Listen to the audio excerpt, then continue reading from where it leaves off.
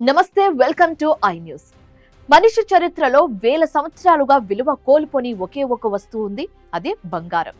రాజుల కాలంలో బంగారం సంపదకు ప్రతీకగా నిలిచింది. రాజ్యాల మధ్య యుద్ధాలు సైతం బంగారం కోసమే జరిగాయి. మార్కెట్ పడిపోయినా, కరెన్సీ విలువ తగ్గినా ప్రజలు భద్రత కోసం ముందుగా ఆశ్రయించేది బంగారాన్నే. ఇప్పుడు బులియన్ మార్కెట్లో ధరల పరుగులు మళ్లీ ప్రారంభమయ్యాయి. గత 2 రోజులుగా పతనాన్ని చూసిన బంగారం, వెండి ధరలు బుధవారం ట్రేడింగ్ లో అనూహ్యంగా పెరిగిపోతున్నాయి. ఇప్పుడు స్పెషల్ స్టోరీలో చూద్దాం. పసిడి ధరలో మళ్లీ వేడి మొదలైంది. ఇవాల్టి ట్రేడింగ్ లో బంగారం ధరలు గణనీయంగా పెరిగాయి.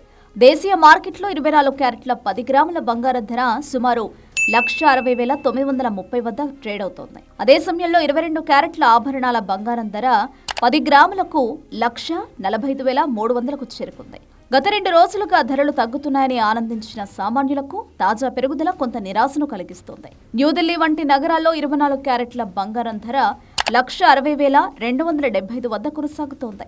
వెండి ధరలు కూడా అదే దారిలో పయనిస్తున్నాయి. గత 2 రోజుల్లో దాదాపు 45,000 పతనాన్ని చూసిన వెండి ఈ రోజు భారీగా కోలుకుంది. ప్రస్తుతం కిలో వెండి 3 లక్షల వద్ద స్థిరపడింది. గత నెలలో 4 లక్షల మార్కులు దాటిన వెండి ధరలు ఫిబ్రవరిలో ఊగిసలాటను చూపుతున్నాయి.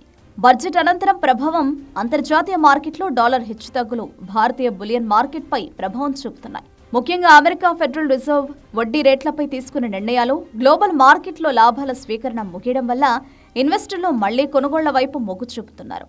దీంతో మార్కెట్లో ఆకస్మిక డిమాండ్ ఏర్పడి ధరలు పెరుగుతున్నాయి. పెళ్లిళ్ల సీజన్ కావడంతో మార్కెట్లలో సందడి పెరుగుతోంది.